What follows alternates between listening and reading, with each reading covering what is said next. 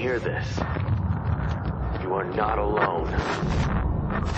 This is the Resistance.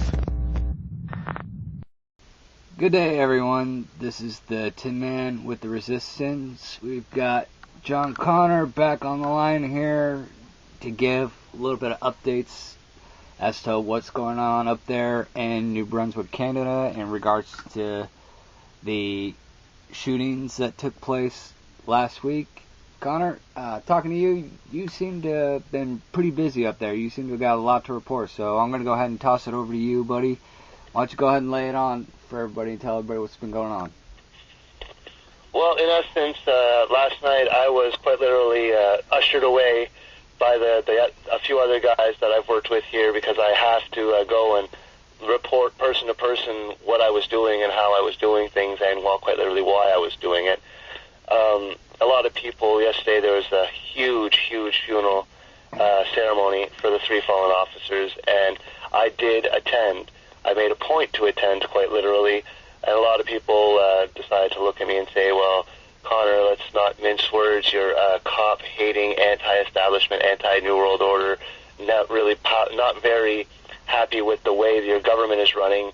Why would you even waste your time to go there, right? That is a good question. Those are very valid claims. I don't know if you've received anything on your end asking why the heck I did that, but it's a little bit. It's a valid claim for people like us to ask me that. I was ready for that question, and the answer is simple, ladies and gentlemen of the jury.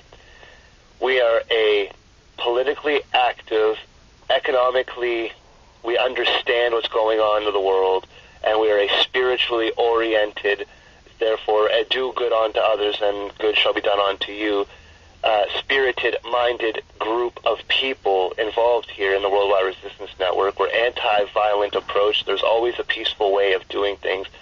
So in order to open up these new avenues, without exaggerating the fact, people have to talk to these politicians. True that. That's just the truth, right? Now, most of the time, these guys are out in Ottawa, which is a substantial distance from me, about 13 to 14-hour distance in a vehicle. All right, so you don't just get up and go to Ottawa like you would like to, unless you have the funds behind it to do it, located where I am. Yeah. Okay. Makes sense. Now, we had discussed earlier, me and you, in personal discussions, the big difference between staged events and false flag events, and how sometimes events like this don't have to be either or. They can legitimately be just somebody waking up on the wrong side of the awakening, per se. And like, we have to admit there, Tin Man, what happened 5 days ago could have literally been anybody found within our membership that would have just decided to take matters in their own hands. Yep. Because the guy had the same kind of political ideology. So I think it's very important. I don't know how you feel about this right now there, but I feel it's very important that the entire network that we're designing, the entire network that chooses to listen to us, the entire network that chooses to troll us, I think it's important that they understand that we need to send a clear message, a clear shot across the bow, that violence in the nature that we've witnessed under the banners that we are choosing to put together and trying to form is unacceptable. Okay? Yeah. The American public is preparing to defend itself against martial law. And myself, and with what I'm doing with TWWRA and what I'm trying to prepare, is a way for people to protect themselves during World War III. Nowhere in there do we indicate that you are to go out and do actions that will bring on martial law in the American country, and nor are we saying that any Canadian should do anything that would trigger a deeper police state in our country, or in certain instances maybe even do something that would upset other major powers that could trigger World War III. Exactly. We don't want to be responsible for these things. Yeah. We want to know of them. We want to research them. We want to spread the information, be it true or false, so that people can check it, tell us when it's true, tell us when it's false, show us the information that they've cross-checked, so on and so forth. But nowhere in our mandate are we to hurt people. No, at the most, our responding action to proving quote conspiracy theories is going to be to find the most plausible and nonviolent solution that we can. And as I've been saying since the beginning, since I first started this YouTube channel when it was known as Resistance 2058, I've been saying since day one, peaceful resistance is key to peaceful victory. Not saying that violence isn't sometimes necessary, because sometimes there are necessary evils in the world. Sometimes you have to fight back. If the Jews in Nazi Germany, sorry if that's not politically correct, but if those people in the Nazi Germany era had stood up rather than being walked to those death camps and the gas chambers, yeah, there would have been some casualties, but you know what? There probably wouldn't have been a Holocaust like there was. It would have been called casualties of war, not genocide.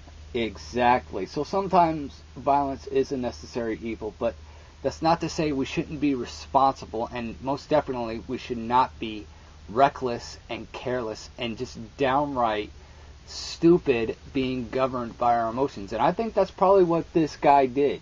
He let the whole circumstances of everything that's been going on get the better of him, and he just let the cheese slip off his cracker. Now, the mainstream media will try to spin this, oh, he was an activist, he was a conspiracy nut, oh, they're all fucking crazy. That's not how it is. There are many, many level-headed activists out there. Exactly. You just and gotta... These are the points that we have to really grind into the membership now, because what's going to happen here is going to be very devastating.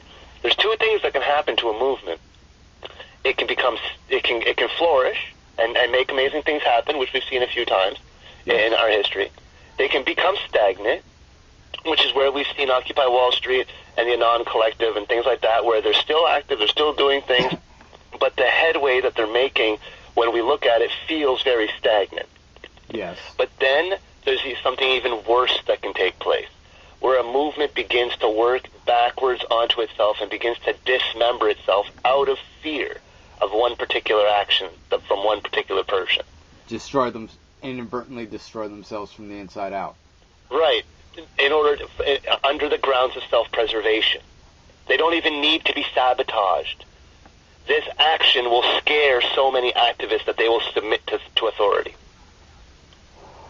Of course it will.